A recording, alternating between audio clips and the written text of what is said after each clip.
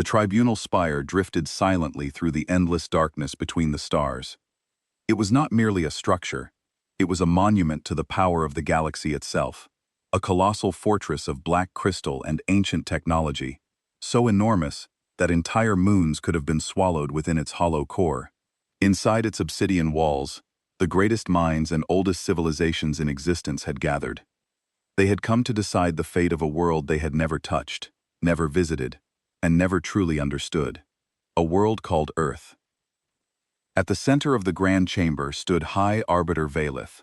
Her silver scales reflected the glow of thousands of holographic displays floating around the 12 ancient thrones of the Galactic Conclave. She had lived for 10,000 years and witnessed the birth and destruction of countless civilizations. She had seen empires rise. She had watched worlds burn. And now, she looked upon the assembled judges with eyes that carried the weight of history itself. We are gathered today to discuss Case File 77291, Valeth announced. Her voice echoed through the enormous chamber. The third planet orbiting the yellow star designated Sol, a planet whose inhabitants call themselves humans. The representatives shifted uneasily. Some watched with curiosity. Others barely hid their boredom. They had judged thousands of young civilizations before. Most followed the same pattern. A species discovered technology, gained power, and eventually destroyed itself. Ambassador Kethra of the Mandari leaned forward, her strange compound eyes reflecting the image of Earth now appearing above the central platform. A small blue world. A fragile world. What makes this species worthy of the full conclave's attention? She asked. Lord Rethkai of the Insectoid Confederacy clicked his mandibles impatiently. We have protocols for primitive spacefaring civilizations. Surely this is unnecessary. Valeth raised one clawed hand. The holographic display changed, and the entire chamber went silent. Images appeared before them. Images of fire, destruction, death. This, Valeth said coldly, is why humanity demands our attention. The display showed a massive explosion. A city disappearing beneath a rising cloud of darkness. They call this nuclear fission. They discovered it less than 100 of their years ago. The numbers appeared. Radiation levels. Deaths. Cities erased. And what did they do with this knowledge? Valeth continued. The power to transform their civilization? The chamber waited. They created weapons. A heavy silence filled the room. Ambassador Kethra lowered her gaze. They always do, she whispered. Valeth continued. Our surveillance probes have monitored this species for 200 years. The evidence is overwhelming. More images appeared. Wars covering continents. Oceans filled with poison. Forests burning. Species disappearing forever. They fight among themselves constantly, Valeth explained. They divide themselves by borders they created, by beliefs they cannot prove, by differences that exist only in their minds. They destroy each other over invisible lines drawn on maps. They destroy their own world. The display showed Earth. The atmosphere changing. The oceans rising. The forests vanishing. Their planet is dying, Valeth said. Their ice melts. Their climate shifts. Their resources disappear. And still, her voice became colder. They continue as if they possess 1,000 worlds instead of only one. No one spoke. The evidence was undeniable. Humanity appeared to be a species determined to erase itself. High Priest Morvath of the Celestial Accord finally broke the silence. His voice sounded like ancient wind moving through forgotten forests. We have seen this before. Every being in the chamber remembered. The Drenari. A shiver moved through the room. A species that had been allowed to expand too soon. A species that had turned entire systems into graves. The Guth. The Burning Tide. The Silicon Plague. The names continued. Every civilization remembered the mistakes. Every civilization remembered the cost. Valeth slowly nodded. Which is why I invoke Conclave Protocol 17. The atmosphere changed instantly. Everyone understood. Protocol 17 had only one meaning. Death. Preemptive annihilation. The words fell like a blade. A silence followed. Then Ambassador Cathra stood. "You are suggesting the extinction of 8 billion intelligent beings." Her voice carried anger and sorrow. "I am suggesting we prevent a future catastrophe," Valeth replied. "We have all seen what happens when violent species reach the stars. They do not leave their violence behind. They spread it." The debate lasted 3 full days. 3 days of arguments. 3 days of morality against fear. Some believed humanity deserved a chance. Others believed mercy was the reason countless civilizations had died. Finally, Valeth called for the vote. One by one, the representatives decided. The Dominion voted for extinction. The Insectoid Confederacy voted for extinction. The Celestial Accord voted for extinction. One after another, the galaxy chose fear. Ambassador Cathra abstained. She could not vote for death, but she could not deny the evidence either.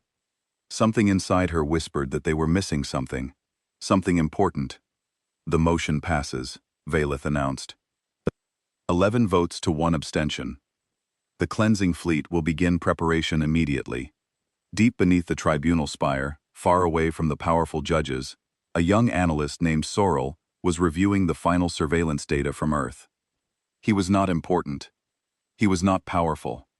He was just another scientist watching a doomed planet disappear. Until he saw something. A signal. A transmission coming from Earth. Sorrel froze. Humans were broadcasting something. But that wasn't the strange part. The frequency was impossible. It was a channel they should never have known existed.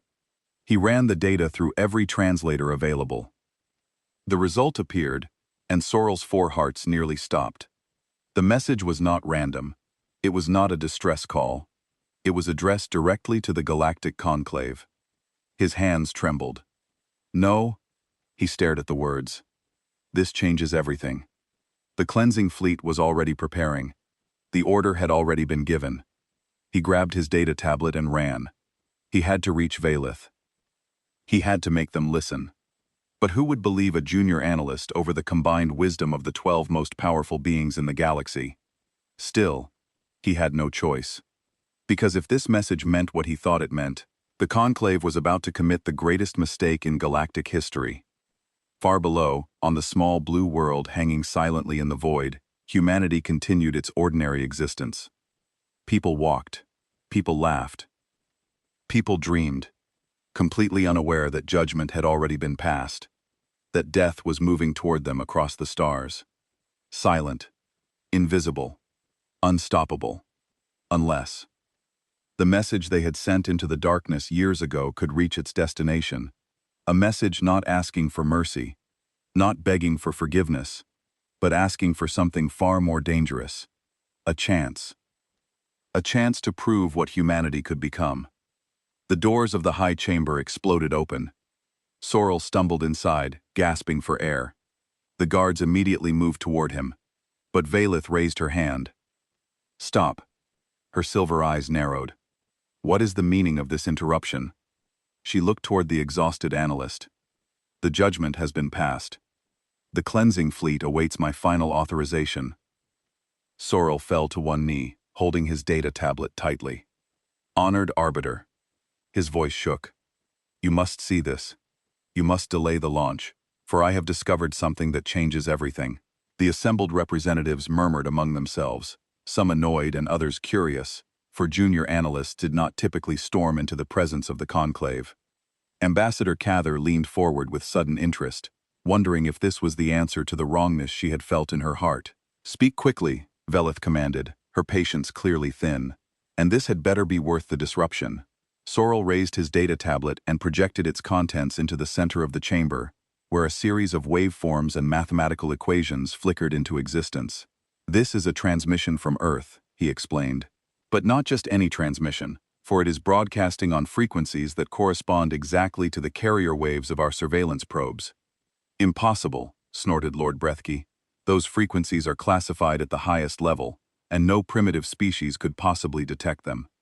"And yet they did," Sorrel replied, his voice growing stronger as he found his courage. The humans detected gravitational anomalies caused by our probes decades ago, and they have been studying them ever since. He expanded the display to show the decoded message, and the chamber fell into stunned silence. This message was sent deliberately, Sorrel continued, not into random space, but directly toward the tribunal spire, using mathematical patterns that prove beyond doubt it was meant for us. What does it say? Ambassador Cathra asked, her compound eyes fixed on the scrolling symbols. Sorrel took a deep breath before answering.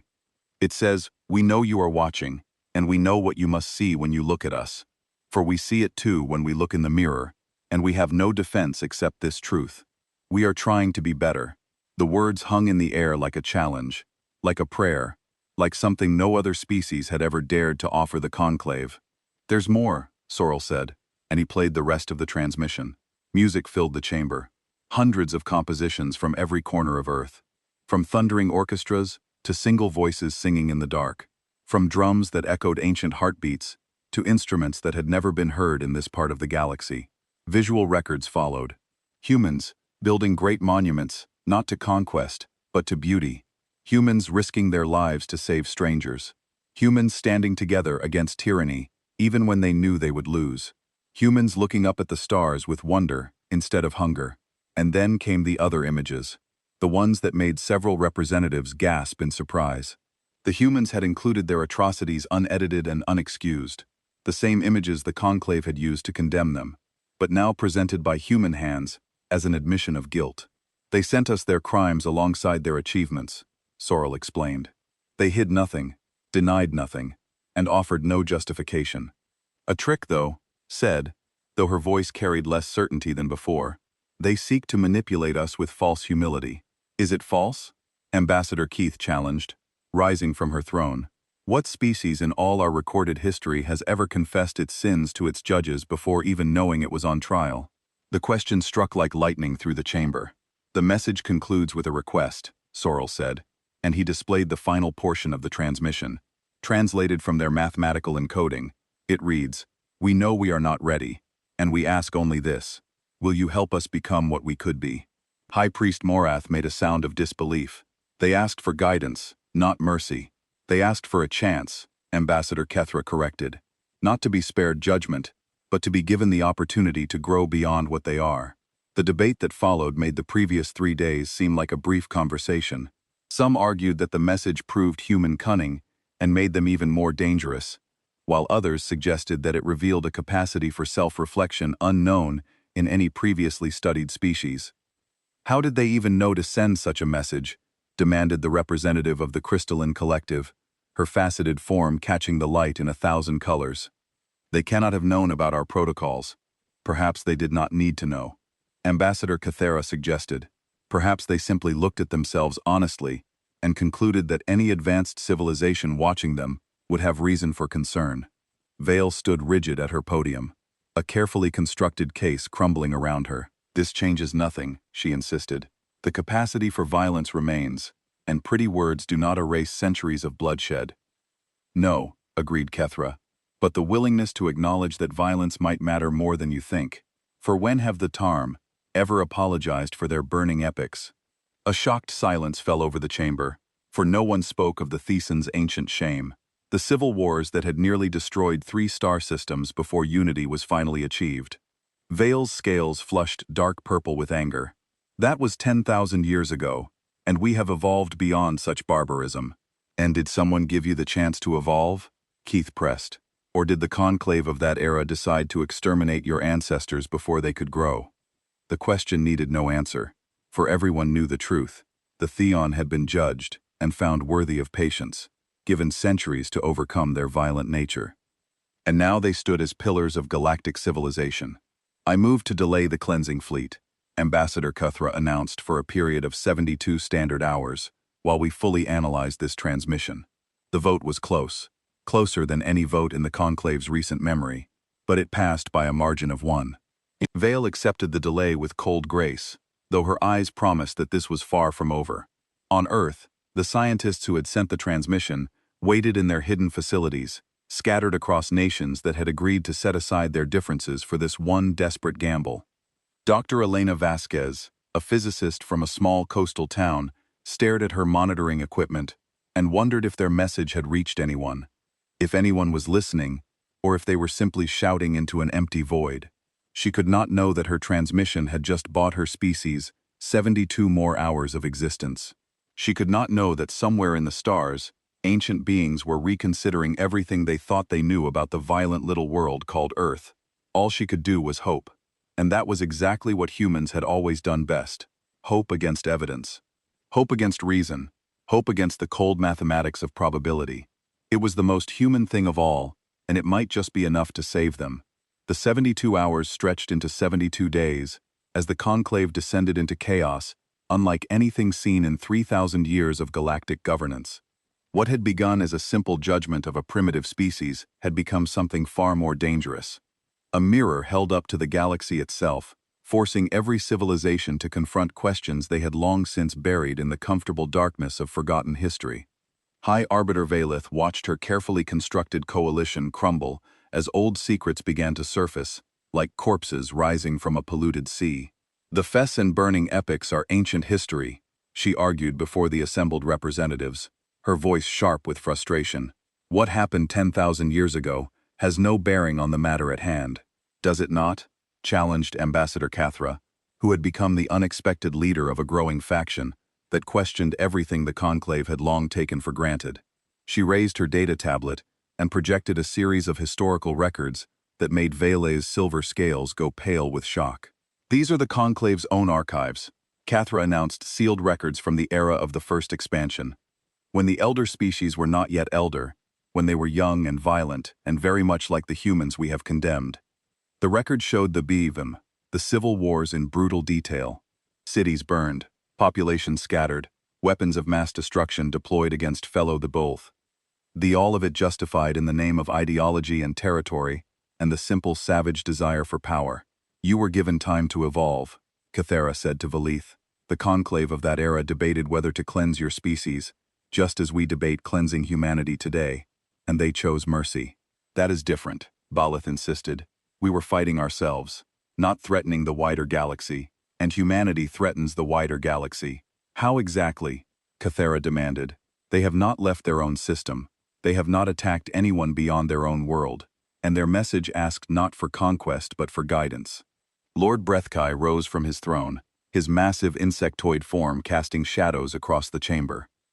The Mender ambassador speaks as if the bee are the only species with a troubled past, he said, and his mandibles clicked with what might have been dark amusement. Shall the first open the archives of the breath consumption wars? A ripple of unis passed through the chamber, for the consumption wars were spoken of only in whispers. A time when the breath had stripped entire planets of life to feed their endless hives. We were not always the peaceful builders we are today, Rethkai admitted. We evolved, we learned, we became something better, and someone gave us that chance. As did the Mandari, Cathra added. Our hive wars lasted 10,000 years and killed billions of our own kind, and we carry the genetic memory of that horror in every cell of our bodies. One by one, other representatives began to share their own species' dark histories. The crystalline collective's period of shattering, the celestial accordances, heretic burnings, the countless wars and atrocities and failures that every civilization had committed on the long road from savagery to stars. We have all been what humanity is now, High Priest Morith said quietly, his ancient voice heavy with the weight of ages. Every species in this chamber has blood on its hands, and we were all given the gift of time to wash it clean. Vale saw her support slipping away and made one final desperate argument. The difference is that we did not have weapons capable of destroying our worlds when we were young, she said. Humanity has already split the atom, and they will soon reach for fusion. And after that, antimatter. And where does it end? It ends where it always ends, Cathra replied. Either they destroy themselves, in which case our intervention is unnecessary, or they learn to control their power, in which case our intervention is unjust. The chamber erupted in argument, with representatives shouting over each other and old alliances shattering like glass.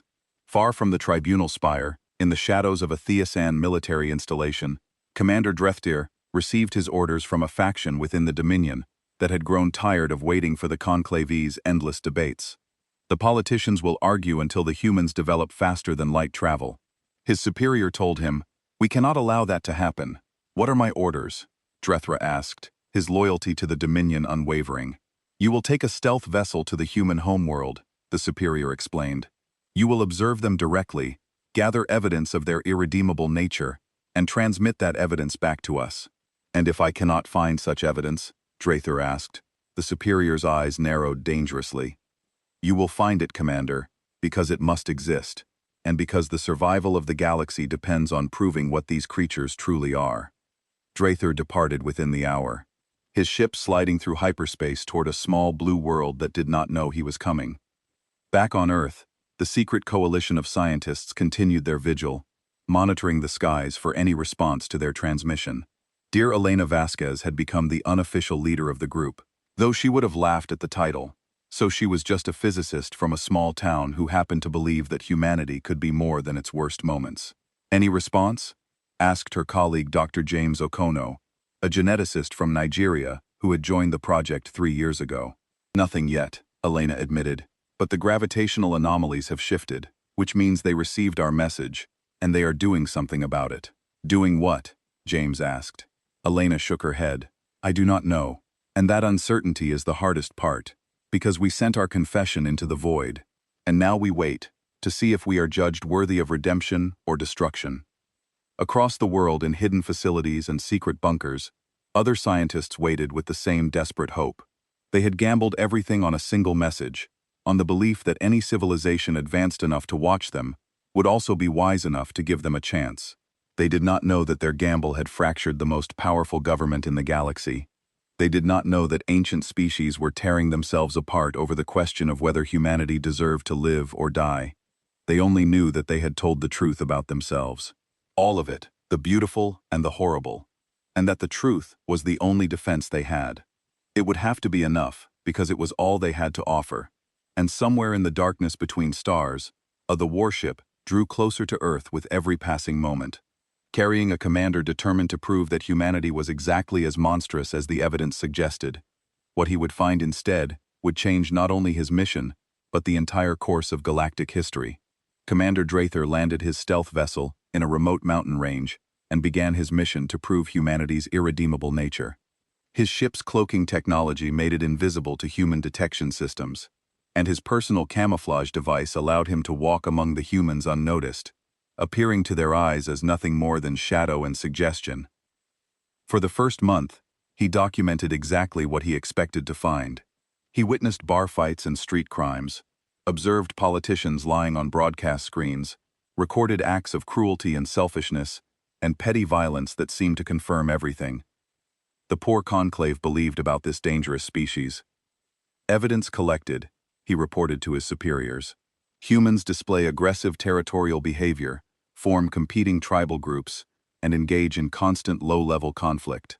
But his superiors wanted more, wanted undeniable proof that would silence the growing faction that called for mercy. And so Drethra continued his observations.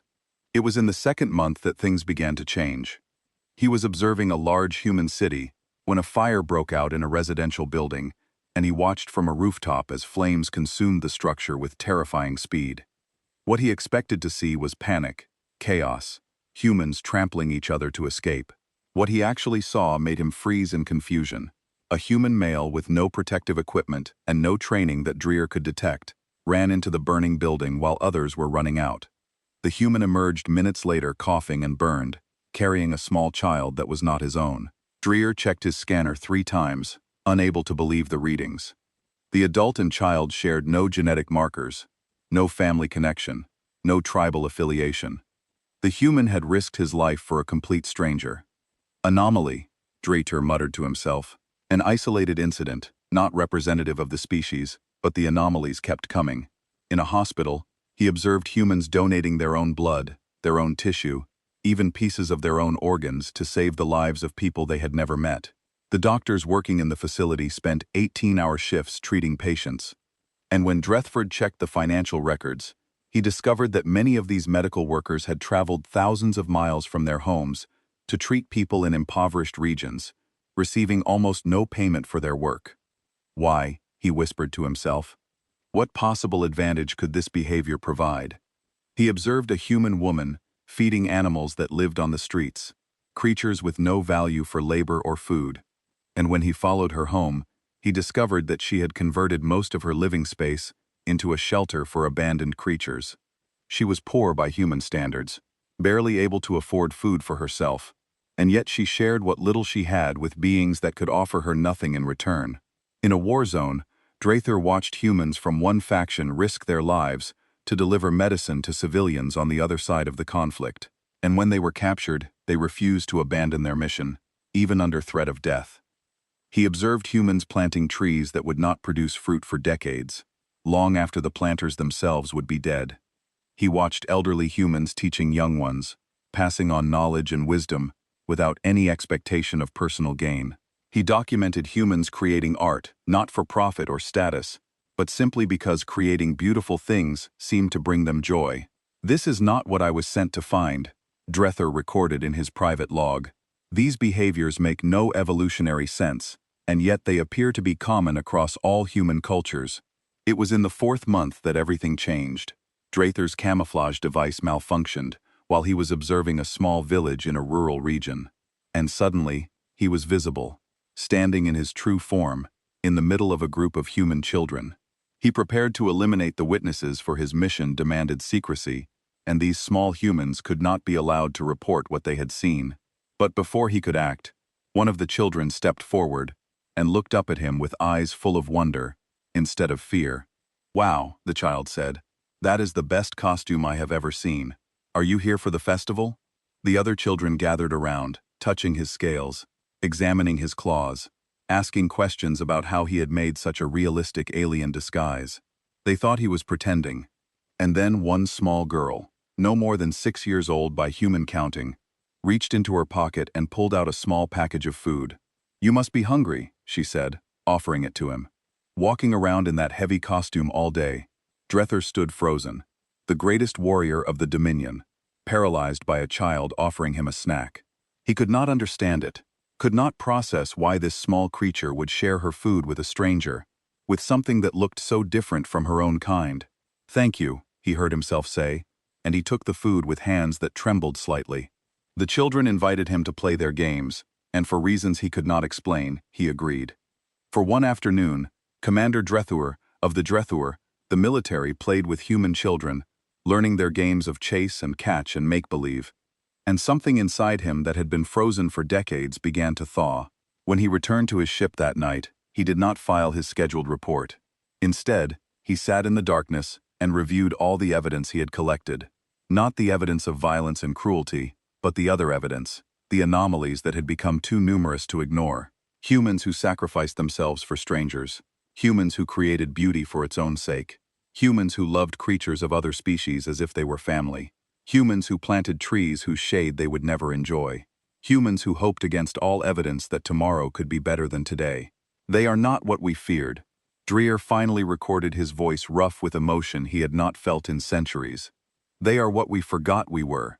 He transmitted his findings not as a military report, but as a personal testimony, breaking every protocol, ending his career, and possibly committing treason against the Dominion.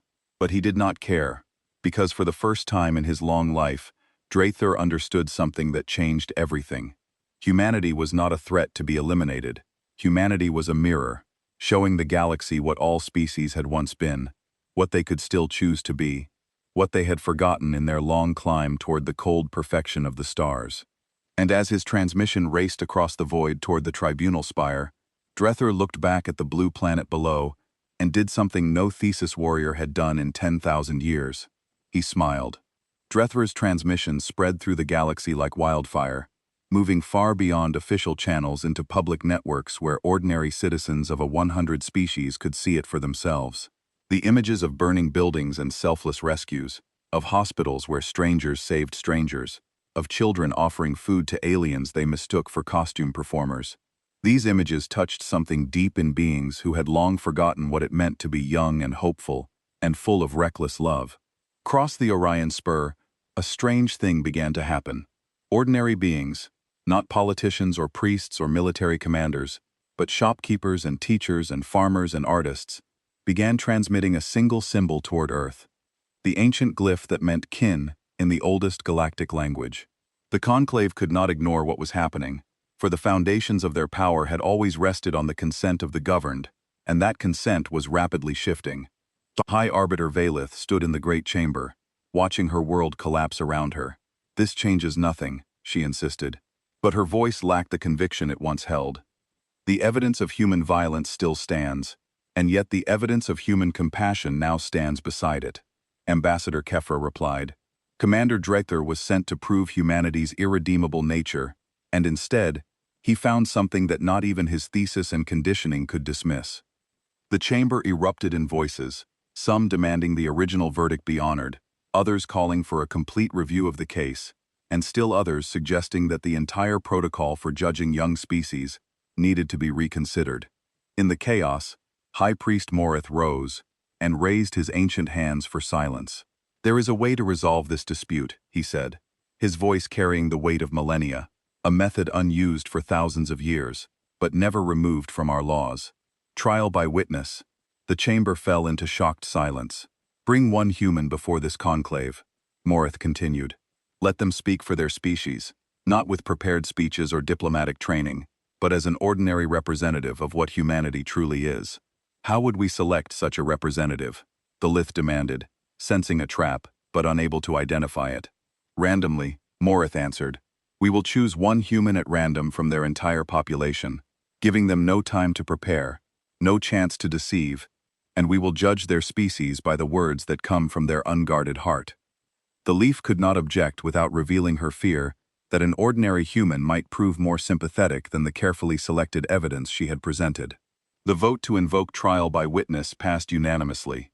On Earth, Dr. Elena Vasquez was drinking coffee in her small kitchen when the sky outside her window filled with light. She had just enough time to gasp before she found herself standing in the center of the most terrifying room she had ever seen. 12 thrones arranged in a circle around her, each occupied by beings so alien that her mind struggled to process their forms. Scaled reptiles, massive insects, crystalline structures, things of light and shadow, and configuration she had no words to describe. "Do not be afraid," said a voice. And Elena turned to see a four-armed being with compound eyes that somehow radiated kindness. "I am Ambassador Cathra, and you have been brought here to speak for your species." "I am a school teacher," Elena said, her voice shaking. "Well, I was a physicist, but now I teach children about science, and I do not understand why you would choose me to speak for 8 billion people." "That is precisely why you were chosen," Cathra replied. "You were not chosen. You were selected at random, and the words you speak will reveal what lives in an ordinary human heart." High Arbiter Vale leaned forward, her silver scales catching the light, her eyes cold and measuring. "We have one question for you, human," she said. "Knowing what your species is capable of, the wars and cruelties and destruction you have inflicted upon your world and each other, what argument can you offer for your continued existence?" Elena stood in silence, her mind racing through everything she had learned about diplomacy and negotiation and the art of persuasion. And then she set all of it aside. "None," she said simply, and the chamber stirred with surprise. "We have no argument," Elena continued, her voice growing steadier. "I have seen what we are capable of, and I have no defense for the worst of it, because there is no defense." She looked around the circle of ancient beings, meeting each strange gaze with her own very human eyes. "I could tell you about our art and our music and our poetry, but that does not erase the graves we have filled," she said.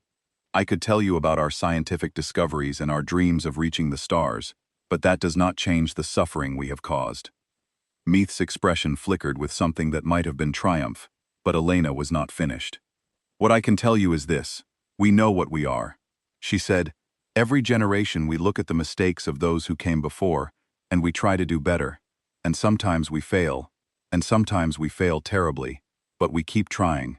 She thought of her students, of the hope in their young faces, of the questions they asked about the stars and the future, and whether things could ever really change. "That is not a defense," Elena admitted. "It is just the truth. And the truth is that we want to be better than we are. And every day some of us prove that it is possible.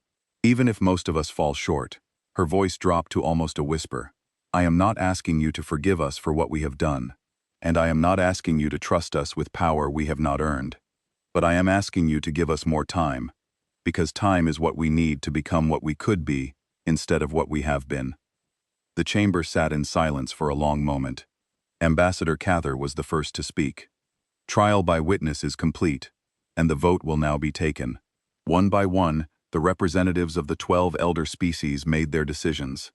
The Mandari voted for humanity, as did the Vrath and the Celestial Accordance, and 8 others who had heard in Elena's simple words an echo of their own ancient struggles. High Arbiter Valith voted against, as did 1 other. But when the final count was announced, the result was clear. 10-2 in humanity's favor. The judgment is reversed. Cathra announced, humanity is granted the status of protected emergence, to be guided and guarded, until they are ready to join the galactic community. Elena felt tears running down her face. Though she did not remember starting to cry. You saved your species, Cathra told her gently. With nothing but honesty and hope, that is all we have ever had, Elena replied. And across the galaxy, in a moment that would be remembered for millennia to come, 100 billion beings learned a new word from a small blue planet at the edge of known space. The word was hope, and it changed everything. For the elder species had forgotten what it meant to believe in something better, to reach for something you might never touch, to plant seeds whose fruit you would never taste. But humanity remembered. And in remembering, they taught the galaxy something it had lost among the stars, that the future is never written, that change is always possible, and that the measure of a species is not what it has been, but what it chooses to become. And so the cleansing fleet was disbanded, and first contact protocols were authorized. And a school teacher from a small coastal town returned to Earth, carrying the greatest news in human history. They had been judged, and they had been found worthy not of perfection, but of possibility. And that was enough, because it was everything.